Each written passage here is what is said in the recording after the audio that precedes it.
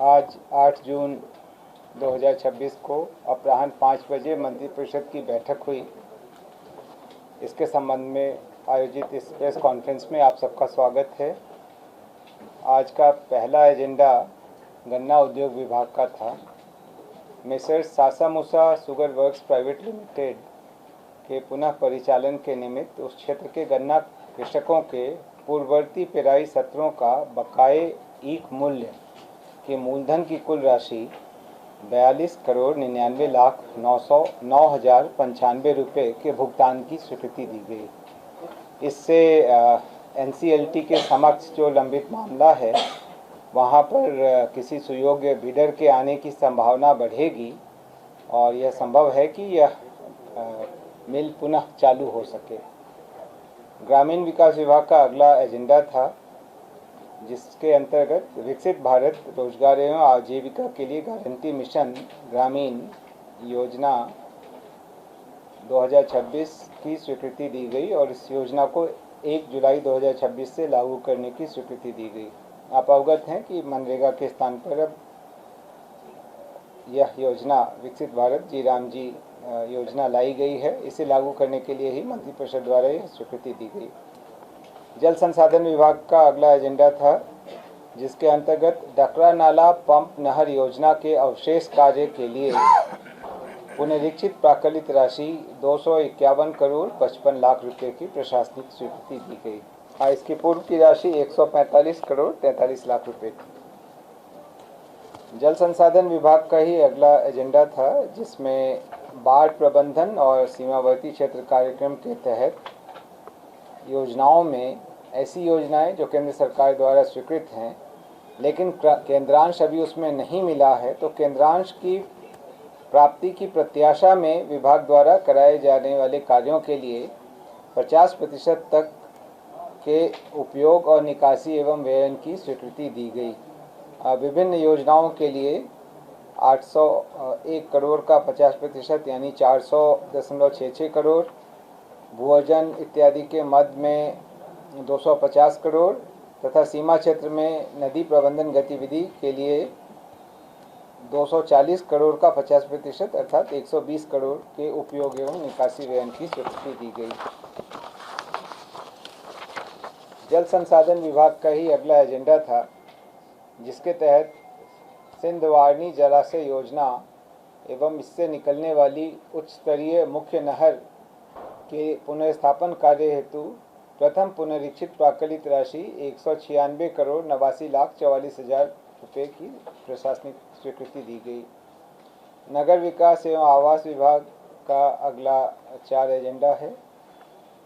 छठे एजेंडा में अमृत 2 के अंतर्गत बिहार शरीफ में आईएनडी एंड एसटीपी निर्माण परियोजना हेतु लागत राशि 101 करोड़ 63 लाख 33,464 रुपये की प्रशासनिक स्वीकृति दी गई।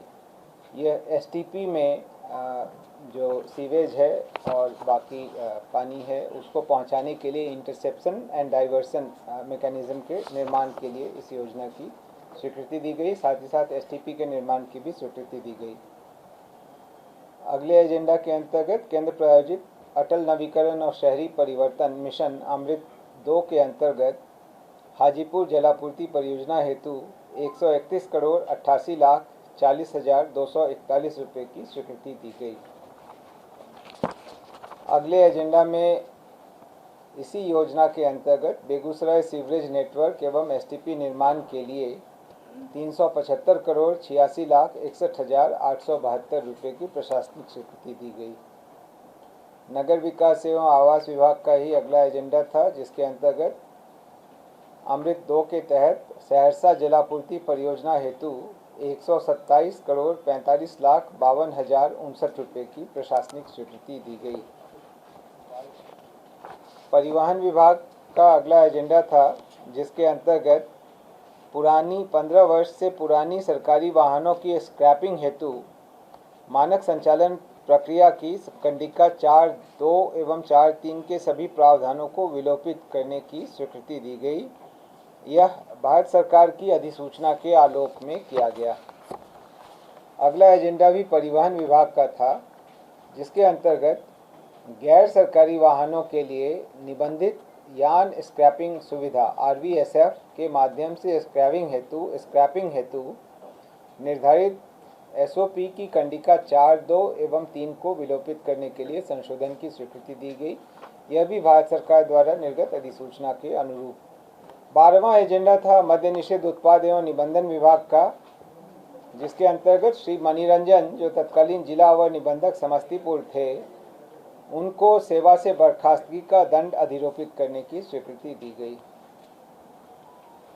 मद्य निषेध उत्पाद एवं निबंधन विभाग का अगला एजेंडा था, जिसके अंतर्गत मंत्रिपरिषद द्वारा स्वीकृत बिहार स्टाम्प सेवा प्रदाता अनुज्ञप्ति एवं ई स्टाम्प की आपूर्ति नियमावली 2026 के नियम 12 में उल्लिखित प्रावधानों के अंतर्गत सेवा प्रदाता के लिए अधिकतम क्रेडिट सीमा 10 लाख रुपये निर्धारित करने और बिहार स्टाम्प सेवा प्रदाता अनुज्ञप्ति एवं ई स्टाम्प की आपूर्ति संशोधन नियमावली 2026 की स्वीकृति दी गई। लोक स्वास्थ्य अभियंत्रण विभाग का अगला एजेंडा था, जिसके अंतर्गत केंद्र प्रायोजित जल जीवन मिशन 2 के अंतर्गत पेयजल एवं स्वच्छता विभाग, जल शक्ति मंत्रालय भारत सरकार एवं लोक स्वास्थ्य अभियंत्रण विभाग बिहार सरकार के बीच समझौता ज्ञापन पर हस्ताक्षर करने हेतु सैद्धांतिक सहमति दी गई। अगला एजेंडा वाणिज्य कर विभाग का था, जिसके अंतर्गत बिहार वाणिज्य कर विभाग क्षेत्रीय लिपिकीय सेवा भर्ती एवं प्रोन्नति सेवा शर्त संशोधन नियमावली 2026 के गठन की स्वीकृति दी गई। वित्त विभाग का अगला एजेंडा था, जिसमें NIC के माध्यम से बिहार SNA स्पर्श के संचालन के लिए अगले 2 वर्षों के लिए मनोनयन के आधार पर 5,75,39,000 रुपये की स्वीकृति दी गई। सहकारिता विभाग का अगला एजेंडा था, जिसमें राष्ट्रीय स्तर की सहकारी संस्था नेशनल कोऑपरेटिव एक्सपोर्ट लिमिटेड हेतु राज्य में कार्यरत सहकारी संस्था Bihar State Cooperative Marketing Union Limited Biscomaun को राज्य स्तरीय नोडल एजेंसी नामित किए जाने की स्वीकृति दी गई। सहकारिता विभाग का ही अगला एजेंडा था, जिसके अंतर्गत प्रधानमंत्री फसल बीमा योजना को वित्तीय वर्ष 26-27 के रबी मौसम से राज्य में पुनः कार्यान्वयन किए जाने की प्रशासनिक स्वीकृति दी गई। सूचना प्रौद्योगिकी विभाग का अगला एजेंडा था, जिसमें राज्य के सभी विभागों, निगमों, निकायों, बोर्डों इत्यादि में क्रियान्वित ई-क्रय ई-प्रॉक 2.0 के संबंधित निविदा शुल्क में पुनरीक्षण की स्वीकृति दी गई और अंतर्राष्ट्रीय निविदाकारों हेतु निविदा शुल्क के निर्धारण की स्वीकृति दी गई। अब इसमें अंतर्राष्ट्रीय निविदा का भी प्रावधान कर दिया गया है ई-प्रॉक में। सूचना प्रौद्योगिकी विभाग का ही अगला एजेंडा था, जिसमें IIT पटना रिसर्च पार्क के निर्माण कार्य का कार्यान्वयन भवन निर्माण विभाग बिहार पटना तथा संपूर्ण योजना का संचालन IIT पटना के द्वारा किए जाने की स्वीकृति दी गई। यह पूर्व में ही दी गई स्वीकृति में संशोधन है।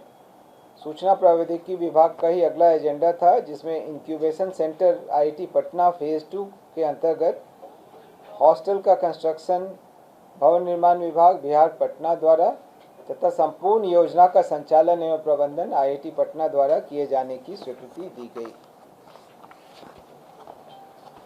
22वां एजेंडा सामाजिक सुरक्षा से रिलेटेड था, समाज कल्याण विभाग का, जिसके अंतर्गत सामाजिक सुरक्षा पेंशन योजना अंतर्गत संचालित सभी प्रकार की 6 प्रकार की पेंशन योजनाओं के पेंशनधारियों को माह मई, जून एवं जुलाई के पेंशन भुगतान हेतु बिहार आकस्मिकता निधि से 3,662 करोड़ 9,97,000 रुपये अग्रिम की स्वीकृति दी गई। इससे सुनिश्चित होगा कि पेंशनधारियों को ससमय पेंशन मिल सकेगी।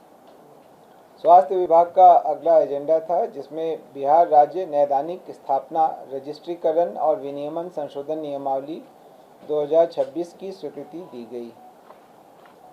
उद्योग विभाग का अगला एजेंडा था, जिसमें बिहार औद्योगिक निवेश प्रोत्साहन अधिनियम 2016 की धारा 10 के अंतर्गत राज्य निवेश प्रोत्साहन परिषद SIPB को एकल नोडल एजेंसी के रूप में प्राधिकृत करने, इससे संबंधित विभागों के अधिकारियों की प्रतिनियुक्ति एवं क्लियरेंस हेतु मानक संचालन प्रक्रिया के निर्धारण के लिए राज्य निवेश प्रोत्साहन परिषद को प्राधिकृत करने की स्वीकृति दी गई।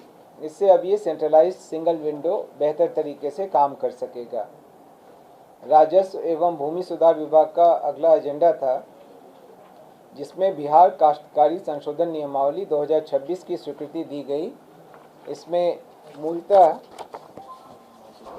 नगर निगम, नगर परिषद एवं नगर पंचायत के लिए रैयती जमीन की मापी हेतु प्रति खेसरा 2000 रुपये और अधिकतम 8000 रुपये मापी शुल्क निर्धारित करने की स्वीकृति दी गई तथा ग्रामीण क्षेत्रों के लिए 1000 रुपये और अधिकतम 4000 रुपये खेसरों की संख्या 4 या अधिक होने पर मापी शुल्क निर्धारित करने की स्वीकृति दी गई। नगर निगम क्षेत्र में पहले 1000 था और अधिकतम 4000, 4 खेसरा या उससे अधिक होने पर वो अब बढ़कर 2000 या अधिकतम 8000 रुपये 4 खेसरा या अधिक होने पर हो जा रहा है।